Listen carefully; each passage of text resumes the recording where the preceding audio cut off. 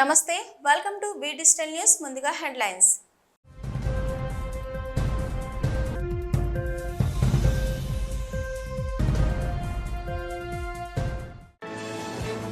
ధైర్యంగా ఉండండి. అచ్యుతాపురం బాధితులకు జగన్ పరామర్శ. ప్రభుత్వం తీరుపై వైఎస్ జగన్ విమర్శ.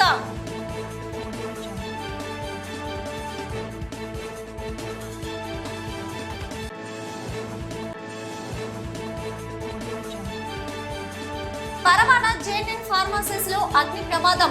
చెలరేగిన మంటలు, నలుగురికి తీవ్ర గాయాలు. బెంబేలెత్తిపోతున్న ఉమ్మడి విశాఖ ప్రజలు.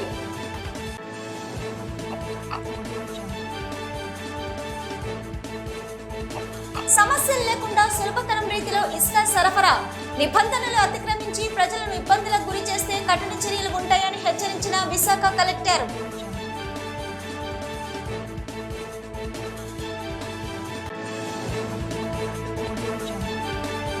పంచాయతీలను బలోపేతం చేసి గ్రామ అభివృద్ధికి తోడ్పాటు కొరకే గ్రామ సభలని స్పష్టం చేసిన యలమంచిలి ఎమ్మెల్యే సుందరపు విజయ్ కుమార్.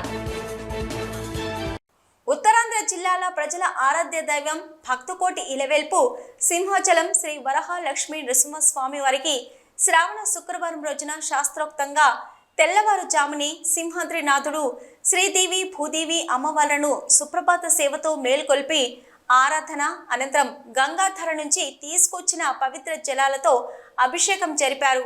సిరిలలుకించే సింహాద్రినాథుడు సన్నిధిలో శుక్రవారం సందర్భంగా లక్ష్మీదేవి సింహవల్లి తాయారు ఆలయంలో 1,00,000 కుంకుమార్చన పూజలు అత్యంత వైభవంగా జరిపించారు. ఈ సందర్భంగా స్వామి అమ్మవార్ల ఆలయాన్ని సర్వంగా సుందరంగా తీర్చిదిద్దారు. పలువురు భక్తులు పాల్గొని స్వామి అమ్మవార్లను దర్శించుకొని తరించారు.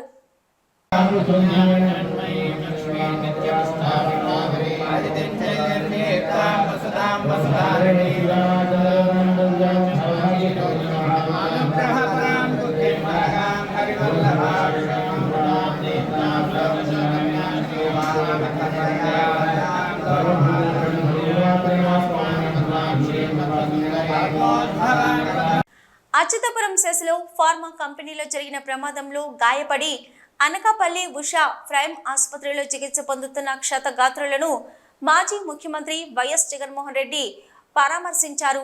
ఆసుపత్రిలో చికిత్స పొందుతున్న క్షతగాత్రుల వద్దకు వెళ్లి ఆరోగ్య పరిస్థితిపై ఆరా తీశారు. బాధితులకు వైఎస్ జగన్ ధైర్యం చెప్పారు. బాధితుల వివరాలు, ప్రమాదం జరిగిన వివరాలు తెలుసుకున్నారు. బాధితులకు అందుతున్న వైద్యం, వాళ్ల ఆరోగ్య పరిస్థితి ఎలా ఉందో వైద్యుల్ని అడిగి తెలుసుకున్నారు. మెరుగైన వైద్యం అందించాలని వైఎస్ జగన్ సూచించారు. అనంతరం ఆయన మీడియాతో మాట్లాడారు. అచ్యుతాపురం ఘటనలో ప్రభుత్వ తీరు సరికాదని, ఘటన జరిగింది రాత్రి కాదు పట్టపగలు, అయినా ప్రభుత్వం పూర్తిగా నిర్లక్ష్యంగా వ్యవహరించిందన్నారు. హోంమంత్రి పర్యవేక్షణకు వెళ్తున్నాను అన్న మాటే లేదు. కార్మిక శాఖ మంత్రి కూడా తన దగ్గర ప్రమాదం వివరాలు లేవన్నారు. ఎంతమంది చనిపోయారో తెలియదన్నారు. ఈ ఘటనపై ప్రభుత్వం స్పందించకూడదన్న తాపత్రయం కనిపించింది. కలెక్టర్, కమిషనర్ ఎప్పుడు వెళ్లరనేది చాలా బాధ కలిగించే విషయం. సంఘటన స్థలానికి అంబులెన్సులు కూడా రాని పరిస్థితి. బాధితుల్ని కంపెనీ బస్సుల్లో తీసుకొచ్చారు.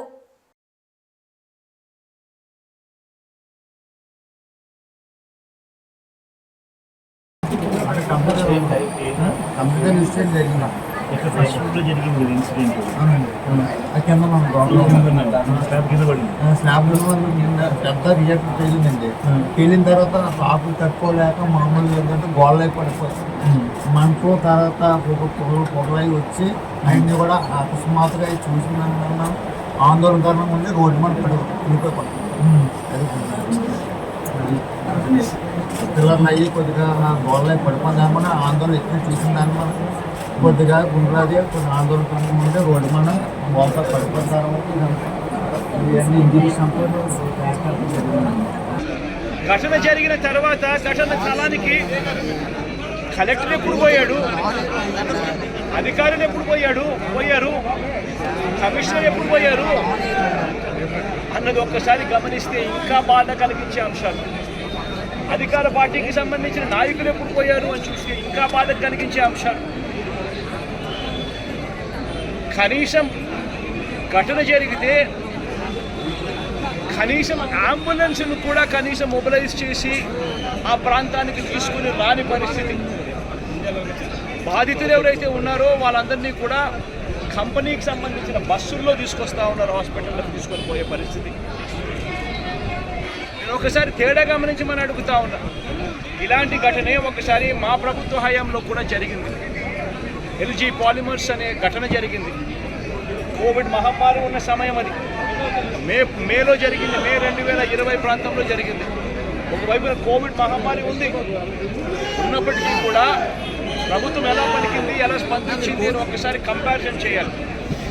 ఆ ఘటన తెల్లవారుజామున రాత్రి 3:40 తెల్లవారుజామున 3:40కి ఆ ఘటన జరిగితే, తెల్లవారుజామున 3:40కి ఆ ఘటన జరిగింది, ఒక పట్టపగలు కాదు. జరిగితే 5 గంటలకల్లా కలెక్టర్ స్పాట్లోకి వెళ్ళాడు, కమిషనర్ స్పాట్లోకి వెళ్ళాడు. అంబులెన్స్లు అప్పటికి ముమ్మరంగా మోహరించేసాయి, గవర్నమెంట్ అంబులెన్స్ అన్నీ కూడా తీసుకొచ్చాయి. ప్రతి బాధితునికి కూడా తోడుగా ఉండే కార్యక్రమం జరిగింది.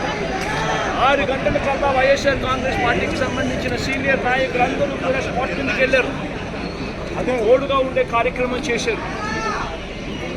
అదే రోజు 11 గంటలకల్లా, మధ్యాహ్నం కూడా కాదు, మధ్యాహ్నం కాకమునిపే 11 గంటలకల్లా ఏకంగా ముఖ్యమంత్రి అంటే నేనే ఏకంగా స్పాట్లోకి నేనే రావడం జరిగింది. ఉమ్మడి విశాఖ జిల్లా సెస్లు భీతిల్లిపోతున్నాయి. వరుస ప్రమాదాలతో కార్మికుల కుటుంబాల్లో ఆందోళన నెలకొంది. మొన్న అచ్యుతపురం సెస్లో జరిగిన సంఘటనలో 19 మంది మృతి చెంది పలువురికి గాయాలైన సంఘటన మరవక ముందే శుక్రవారం తెల్లవారుజామున పరవాడ సెస్లో మరో ప్రమాదం చోటు చేసుకుని 4 కార్మికులకు తీవ్ర గాయాలయ్యాయి. ఇక్కడ జవహర్లాల్ నెహ్రూ ఫార్మసిటీలోని సినర్జినీ యాక్టివ్ ఇంగ్రీడియంట్స్ సంస్థలో రియాక్టర్ లీక్ అయింది. రసాయనాలు కలుపుతుండగా 4 కార్మికులకు తీవ్ర గాయాలయ్యాయి. క్షతగాత్రులను హుటాహుటిన విశాఖలోని ఇండస్ ఆసుపత్రికి తరలించారు. గాయపడిన వారిలో 3 పరిస్థితి విషమంగా ఉంది. క్షతగాత్రులను జార్ఖండ్కు చెందిన వారిగా గుర్తించారు. ఆసుపత్రిలో చికిత్స పొందుతున్న బాధితులను MP CM Ramesh, MLA Panchakarla Ramesh Babu పరామర్శించారు. ఎందుకు ఇలా జరిగింది? నిన్నంతా కూడా ముఖ్యమంత్రి ఒక రోజు ఈ సేఫ్టీ పైన చూసాం, అందరూ అధికారులకు ఆదేశాలు ఇవ్వడము ఇవన్నీ చేయడం జరిగింది. ఎందుకు ఇలా జరుగుతుంది అనే దాని మీద పూర్తిగా కూడా, ఎందుకంటే నిన్న జరిగిందే పెద్ద ఘటన, ఈరోజు 3, 4, 4 గాయాలనేది కాదు ముఖ్యం, ఒకటి కూడా కాకూడదనే ఉద్దేశంతో ముఖ్యమంత్రి గారు నిన్న అంత పెద్దగా ఒక రోజంతా దీని మీద వెచ్చిచ్చి అధికారులకు ఆదేశాలు ఇవ్వడం జరిగింది. ప్రతి ఫ్యాక్టరీ వారి యజమానులను కూడా మేము కోరుచున్నాం, దయచేసి 1కి 10 సార్లు మీరు మళ్ళీ ప్రొడక్షన్ లేకుండా 10 రోజులు 4 రోజులు పర్లేదు, ఇటువంటి సంఘటనలు జరగకుండా మీరు జాగ్రత్తలు తీసుకోవాలని ప్రతి ఒక్క ఫ్యాక్టరీకి యజమాన్యానికి ప్రభుత్వం తరఫున మా తరఫున వారికి విన్నవించుకోవడం జరుగుతుంది. పరవాడ సినర్జిన్ ఫార్మా కంపెనీ ప్రమాద బాధితులను విశాఖలోని ఇండస్ ఆసుపత్రిలో హోంమంత్రి వంగలపూడి అనిత పరామర్శించారు. క్షతగాత్రులకు అండగా ఉంటారని హామీ ఇచ్చారు. ఈ సందర్భంగా మంత్రి అనిత మీడియాతో మాట్లాడుతూ మరో దురదృష్టకరమైన ఘటన జరిగిందని అన్నారు. రసాయనాలు కలిపేటప్పుడు ఈ ప్రమాదం జరిగిందని చెప్పారు. 4 కార్మికులకు గాయాలయ్యాయని తెలిపారు. మెరుగైన వైద్యం అందించాలని అధికారులకు ఆదేశాలు ఇచ్చామని చెప్పారు. గాయాలైన సూర్యనారాయణకు ధైర్యం చెప్పామని అన్నారు. బాధిత కుటుంబాలకు ప్రభుత్వం అండగా ఉంటుందని హామీ ఇచ్చారు. పరిశ్రమల యాజమాన్యాలు నిర్లక్ష్యంతో పరిశ్రమల్లో ప్రమాదాలు జరుగుతున్నాయని చెప్పుకొచ్చారు. పరిశ్రమల యాజమాన్యాలు భద్రతాపరమైన జాగ్రత్తలు తీసుకోవాలని సూచించారు. త్వరలో పరిశ్రమల భద్రతపై సమావేశం నిర్వహిస్తామని అన్నారు. ఒక కమిటీ వేసి పూర్తి స్థాయిలో పర్యవేక్షిస్తామని స్పష్టం చేశారు. ప్రమాదాలు పునరావృతం కాకుండా చర్యలు తీసుకుంటామని తెలిపారు. విశాఖపట్నంలో ఎల్జీ పాలిమర్స్ లాంటి ఘటన జరిగిందని చెప్పారు. ఆ సమయంలో జగన్ ప్రభుత్వం అధికారంలో ఉందని చెప్పారు. ఆ ప్రమాద బాధితులకు వైసీపీ ప్రభుత్వం అండగా లేదని మంత్రి అనిత వెల్లడించారు. ఫార్మాసిటీలోని సినర్జిన్ ఫార్మా కెమికల్స్లో నిన్న రాత్రి 12:30కి బి బ్లాక్లో ఫస్ట్ ఫ్లోర్లో దుర్ఘటన జరగడం జరిగింది. ఏదైతే అక్కడ మిథనాల్లో లెసిట్రాన్ అనే ఒక పౌడర్ మిక్స్ చేసేటప్పుడు, ఆ కెమిస్ట్రీ మిక్స్ చేసేటప్పుడు ఇంచుమించుగా ఆ కెమిస్ట్ దగ్గర 5 సంవత్సరాల నుంచి అదే కెమిస్ట్ వర్క్ చేస్తున్నాడు. ఆయన రాజామికి సంబంధించిన సూర్యనారాయణ అనే వ్యక్తి, ఆ వ్యక్తి ఏదైతే కెమిస్ట్ మనకి కెమికల్ మిథనాల్లోనే ఆ లెసిట్రాన్ అనే కెమికల్ యూజ్ చేసేటప్పుడు అది వంపేటప్పుడు లాస్ట్లో అతను చేసిన ఒక హ్యూమన్ ఎర్రర్ ఏంటంటే దాన్ని జస్ట్ దులిపాడు అనమాట. ఒక 900 kgs దాన్ని అందులో మిక్స్ చేయాలి. అది ప్రతిరోజు అతను చేస్తున్న వర్కే. కాకపోతే అదేంటంటే లాస్ట్ మినిట్లో అతను చేయడం వల్ల చిన్న హ్యూమన్ ఎర్రర్, అది కొంచెం ఇలా దులపడం వల్ల ఆటోమేటిక్గా ఒక్కసారిగా ఫ్లేమ్ రావటం. అక్కడే చుట్టుపక్కల పనిచేస్తున్న జార్ఖండ్లో ఉన్న ఇంచుమించుగా లాల్ సింగ్ అదేవిధంగా వైబోన్ కోరా, రాయల్ అంజీరియా అని జార్ఖండ్ నుంచి వచ్చిన 3 అక్కడ వర్కర్స్ కూడా ఈ దుర్ఘటనలోని ఈరోజు మనకు హాస్పిటలైజ్డ్ అవ్వటం అది కూడా చాలా బాధాకరమైన విషయం. ఇస్కాన్ ఆధ్వర్యంలో శ్రీకృష్ణ జన్మాష్టమి వేడుకలు ఈ నెల 24, 25, 26, 27 తేదీలలో 4 రోజుల పాటు సాగర్ నగర్ ఇస్కాన్ మందిరం ప్రాంగణంలో శ్రీకృష్ణ జన్మాష్టమి వేడుకలు అంగరంగ వైభవంగా నిర్వహించనున్నామని ఇస్కాన్ మందిరం అధ్యక్షులు సామదాసు ప్రభుజీ తెలియజేశారు. ఈ సందర్భంగా వివిధ సాంస్కృతిక కార్యక్రమాలు నిర్వహిస్తున్నట్లు తెలిపారు. 26 సోమవారం శ్రీకృష్ణ జన్మాష్టమి నాడు మంగళహారతి, దర్శన హారతి, అఖండ హరినామ సంకీర్తన, ఉట్లోత్సవం నిర్వహిస్తామన్నారు. శ్రీకృష్ణ పరమాత్మకు మహాభిషేకం, పుష్పాభిషేకం ఇస్కాన్ సాగర్ నగర అధ్యక్షుడిచే శ్రీకృష్ణ జన్మాష్టమి విశిష్టతపై ప్రసంగం ఉంటుందన్నారు.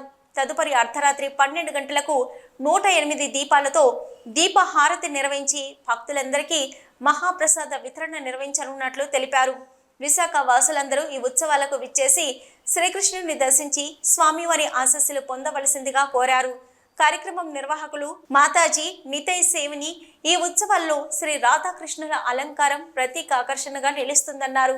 ఈ మీడియా సమావేశంలో festival coordinator M V Rajasekhar, Vamsikrishna, Prabhu పాల్గొన్నారు. అత్యంత ఘనంగా మన ఇస్కాన్ సాగర్ నగర్ టెంపుల్లో మేము నిర్వహిస్తున్నాము. ఈసారి జన్మాష్టమి పండుగ అనేసరిగా 4 రోజుల పాటు సెలబ్రేట్ చేయడం జరుగుతుంది. శనివారం అనగా 24వ తారీఖు సాయంత్రం నుంచి కల్చరల్ ప్రోగ్రామ్స్, ఆదివాస సెరమనీ మొదలవుతుంది. 25, 26, 27 సాయంత్రంకి ఈ ప్రోగ్రామ్స్ అన్ని ముగిస్తాయి.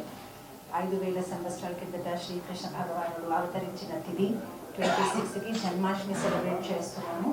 ఆ రోజు సాగర్ నగర్ ప్రాంగణం మొత్తం బృందావన్ లాగా డెకరేట్ చేయడం జరుగుతుంది. చిన్న పిల్లల నుంచి పెద్దవాళ్ళందరి కోసం ఏదో ఒక ప్రోగ్రాం ఏర్పాటు చేయడం జరిగింది. చిన్న పిల్లల కోసము విచిత్ర వేషధారణ, విభిన్న పోటీలు, కుకింగ్ పోటీ, అలాగే రంగోలీ, ఫ్లవర్ డెకరేషన్ లాంటి డిఫరెంట్ స్కూల్స్ నుంచి ఇంటర్ స్కూల్ కాంపిటీషన్స్ ఏర్పాటు చేయడం జరిగింది. ఆల్మోస్ట్ 2500 పిల్లలు దానికోసం రిజిస్ట్రేషన్ కూడా చేశారు. అలానే యువకుల కోసం కాలేజ్ స్టూడెంట్స్ కోసం కూడా ఎలోక్యూషన్ కాంపిటీషన్, డిబేట్ కాంపిటీషన్ ఇలాంటి ఎన్నో కాంపిటీషన్లు సండే రోజు ఏర్పాటు చేయడం జరిగింది. అండ్ ఎవరైతే టీనేజర్స్ ఉన్నారో వాళ్ళందరి కోసం ఉట్లోత్సవం, రాజకీయాలకు అతీతంగా రాష్ట్ర అభివృద్ధి కోసం ఆలోచించి AP deputy CM Pawan Kalyan గ్రామ సభలు నిర్వహించాలని ఆదేశించాలని మాజీ మంత్రి భీమిలి ఎమ్మెల్యే గంటా శ్రీనివాసరావు స్పష్టం చేశారు. ఆనందపురం మండలం గంభీరం గ్రామ సభకు కలెక్టర్ ఎంఎన్ హరీంద్ర ప్రసాద్తో కలిసి పాల్గొన్నారు. ఈ సందర్భంగా గంటా శ్రీనివాసరావు మాట్లాడుతూ గ్రామాలకు ఏం కావాలనే దానిపై చిత్తశుద్ధితో ఆలోచిస్తేనే మంచి జరుగుతుందని చెప్పారు. రాష్ట్ర అభివృద్ధి స్వర్ణ గ్రామాలు చెప్పుకోవాలనేదే లక్ష్యమన్నారు. అయితే గ్రామాలు పచ్చగా ఉంటే మనమంతా హాయిగా ఉంటామన్నారు.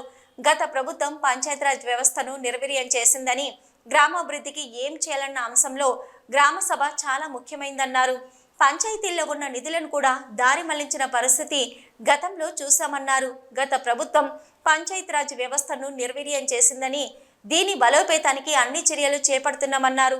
ఈ కార్యక్రమంలో గ్రామ సర్పంచ్, గ్రామ ప్రజలు, అధికారులు తదితరులు పాల్గొన్నారు. మళ్ళీ అదే మట్టిని తీసి మళ్ళీ అక్కడి నుంచి ఇక్కడ కూడా కొన్ని చోట్ల చేస్తూ ఉన్నారు. అంటే అలాంటి ఫార్స్గా దీన్ని చేస్తూ ఉన్నారు. అలా కాకుండా ఈరోజు ఒక సమర్థవంతమైన ప్రభుత్వం ఉంది, మంచి పటిష్టమైన జిల్లా యంత్రాంగం ఉంది. మన అందరం కూడా ఒక మంచి లక్ష్యంతో ఈ కార్యక్రమాన్ని పూర్తిగా మనం ఉపయోగించుకొని ఒక అసెట్ క్రియేషన్ చేసుకోవాలని చెప్పి కూడా మరొకసారి తెలియజేసుకుంటూ, గంభీరం పంచాయతీ ఈరోజు విశాఖపట్నం జిల్లాలో ఒక ప్రత్యేకమైన గుర్తింపు ఉంది మనకి. ఎందుకంటే ఇక్కడే మనకి ఒక నేషనల్ లెవెల్లో ఒక ప్రెస్టీజియస్ ఇన్స్టిట్యూట్ ఐఐఎం ఇక్కడే మనం స్టార్ట్ చేసుకున్నాం. జిల్లాలో ప్రజలకు ఎలాంటి ఇబ్బందులు రాకుండా సులభతర రీతిలో ఇసుక సరఫరా చేసేందుకు పటిష్ట చర్యలు చేపడుతున్నామని జిల్లా కలెక్టర్ ఎంఎన్ హరీంద్ర ప్రసాద్ పేర్కొన్నారు. ప్రభుత్వం నిర్ణయించిన విధంగానే ఉచిత ఇసుక విధానం అమలు చేస్తున్నామని, రవాణా ప్రాసెసింగ్ ఛార్జీలు మాత్రమే వసూలు చేస్తున్నామని చెప్పారు.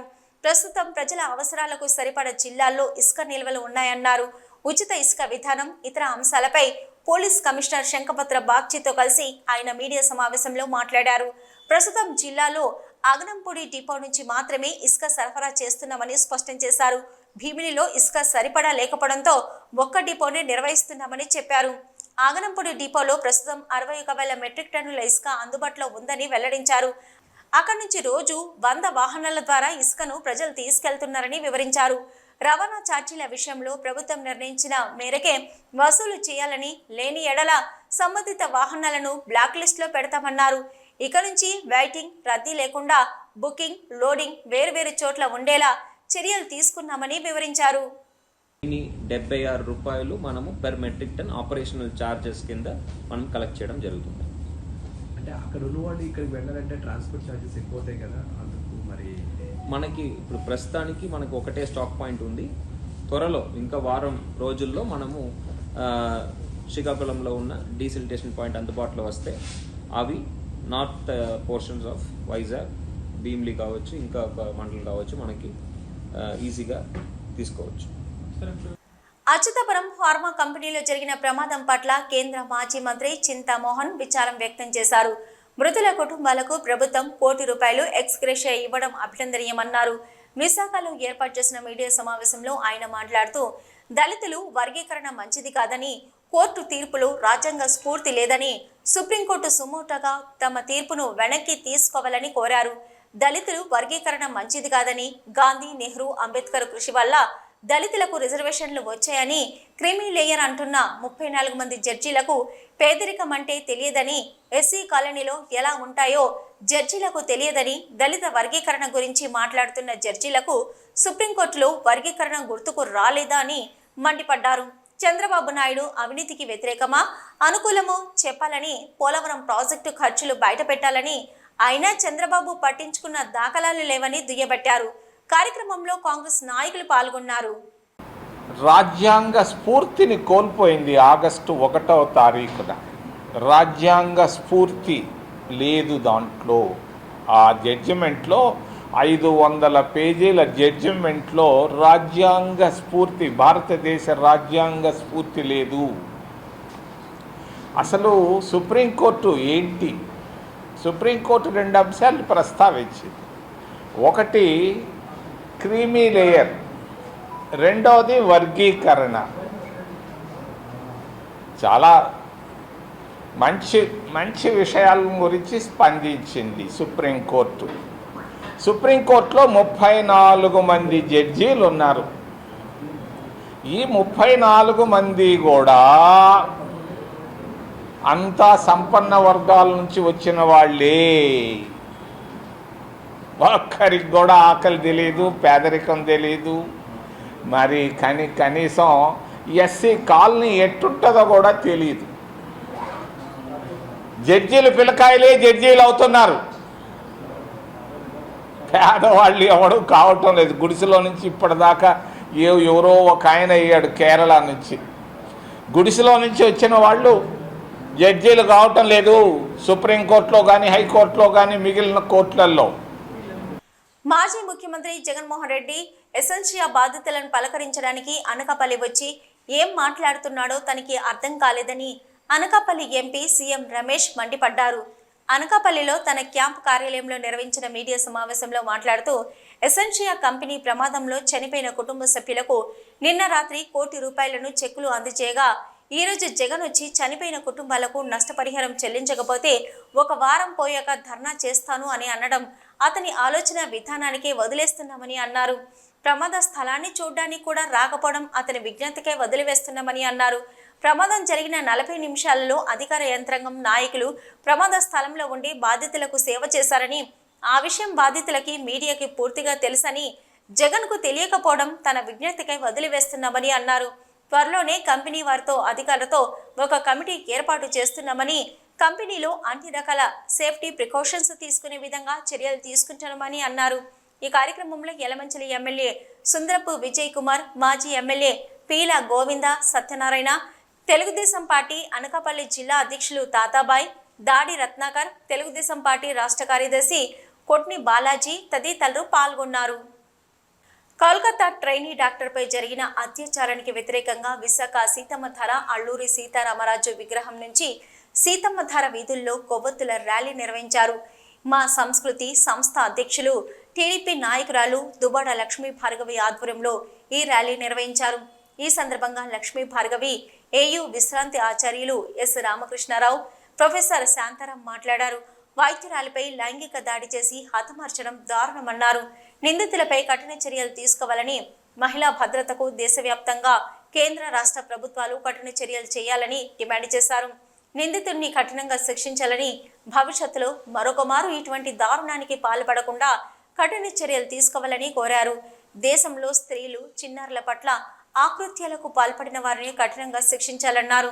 త్వరగా శిక్షించడం వలన ఇటువంటి ఘటనలు పునరావృతం కావన్నారు. మహిళలను గౌరవించే విధంగా నడవడికలు నేర్పించాలన్నారు.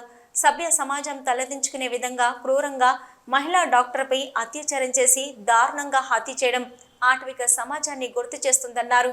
వైద్యులు, వైద్య విద్యార్థులు, మహిళలు, చిన్నారులకు భద్రత లేకుండా పోయిందని ఆందోళన వ్యక్తం చేశారు.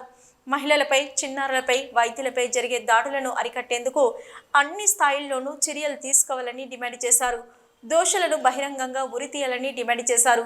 కార్యక్రమంలో సురేష్ బాబు, మురళీకృష్ణ, సంజీవ్, ఉషా, వరలక్ష్మి తదితరులు పాల్గొన్నారు. కలకత్తా కాళీమాతగా పిలువబడుతున్న మమతా బెనర్జీ లాంటి ముఖ్యమంత్రి ఉంటూ, ఒక మహిళా ముఖ్యమంత్రి ఉన్న రాష్ట్రంలో ఏమి పాపం చేసింది ఆ తల్లి? అంత హింసకి గురై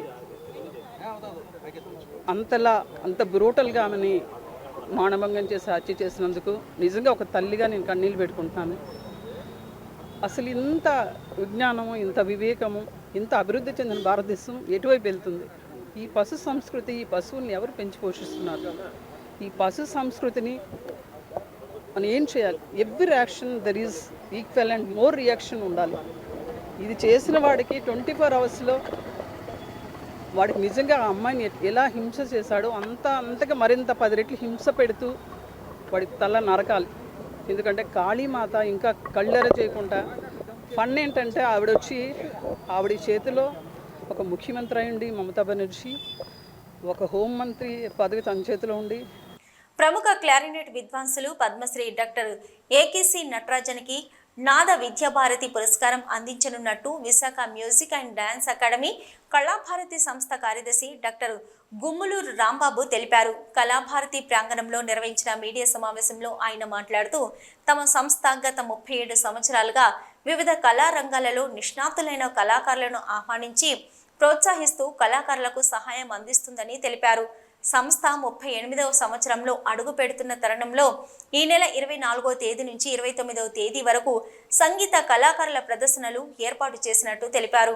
ఈ వార్షికోత్సవ వేడుకలను పురస్కరించుకుని జాతీయ సంగీత, నాటక ప్రదర్శనలు నిర్వహించనున్నామని తెలియజేశారు. ఈ కార్యక్రమంలో అధ్యక్షులు రాజు, మల్లిక, మనోజ్, పైడ కృష్ణప్రసాద్ తదితరులు హాజరై కార్యక్రమాల ఆహ్వాన పత్రికను విడుదల చేశారు. వీటితో పాటుగా ఒక స్వర్ణ కమలం 2 లక్షల పైన ఖర్చు చేసే ఒక స్వర్ణ కమలాన్ని, నూతన వస్త్రాలు ఎక్సెట్రా ఇవన్నీ ఇస్తూ సత్కరిస్తున్నాం. ఇక్కడ మీరు చూశారు కదా, వీళ్ళందరూ ఇంతకుముందు సత్కారం పొందిన వాళ్ళు. వీళ్ళందరూ పద్మవిభూషణులు, పద్మభూషణులు, పద్మశ్రీలు, సంగీత కళానిధులు. అటువంటి కోవకు చెందిన ఏకేసి నటరాజన్ 94 సంవత్సరాలు ఆయనకి వయస్సు. ఇప్పటికీ ఆయన కూర్చొని 2 గంటలు కచేరీ చేస్తున్నారు. అనకాపల్లి జిల్లా యలమంచిలి నియోజకవర్గం రాంబిల్లి మండలంలో కొత్తూరు దెబ్బపాలెం గ్రామంలో మన పంచాయతీ మన సాధికారత గ్రామసభ ఊరు బాగు కోసం ప్రతి ఒక్కరూ పాల్గొనండి అనే నినాదంతో నిర్వహించిన గ్రామసభ కార్యక్రమంలో ఎమ్మెల్యే సుందరపు విజయ్ కుమార్ పాల్గొన్నారు. ఈ సందర్భంగా ఆయన మాట్లాడుతూ, పంచాయతీలను బలోపేతం చేసి గ్రామ అభివృద్ధికి తోడ్పాటు కొరకు ముఖ్యమంత్రి నారా చంద్రబాబు నాయుడు, ఉప ముఖ్యమంత్రి పవన్ కళ్యాణ్ కృషి చేస్తున్నారని, గ్రామ సభలలో ప్రజల నుంచి వినతులు సేకరించి ప్రజలకు లబ్ధి చేకూర్చే విధంగా కృషి చేయాలని కోరారు. రాష్ట్ర ఆర్థిక వ్యవస్థను గాడిలో పెట్టడానికి ముఖ్యమంత్రి కృషి చేస్తున్నారని, గత ప్రభుత్వం ఆర్థిక వ్యవస్థను దెబ్బతీసిందని, చంద్రబాబు నాయుడు ఇచ్చిన ప్రతి హామీని నెరవేరుస్తారని, ప్రజలందరికీ సుపరిపాలన అందించడమే మన ప్రభుత్వం లక్ష్యమని తెలిపారు. ఈ కార్యక్రమంలో పంచాయతీ సిబ్బంది, అధికారులు, సచివాలయం సిబ్బంది, అంగన్వాడీలు, గ్రామ ప్రజలు, కూటమి పార్టీ నాయకులు, కార్యకర్తలు పాల్గొన్నారు.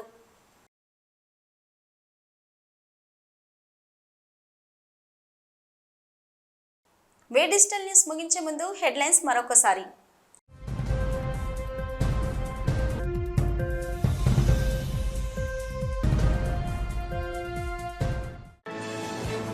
ధైర్యంగా ఉండండి. అచ్యుతాపురం బాధితులకు జగన్ పరామర్శ. ప్రభుత్వం తీరుపై వైఎస్ జగన్ విమర్శ.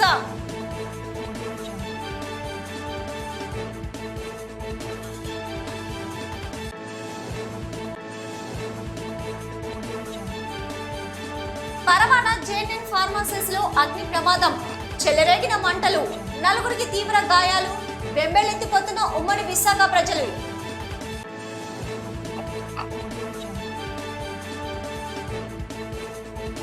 సమస్యలు లేకుండా సులభతరం రీతిలో ఇసుక సరఫరా. నిబంధనలు అతిక్రమించి ప్రజలను ఇబ్బందులకు గురి చేస్తే కఠిన చర్యలు ఉంటాయని హెచ్చరించిన విశాఖ కలెక్టర్.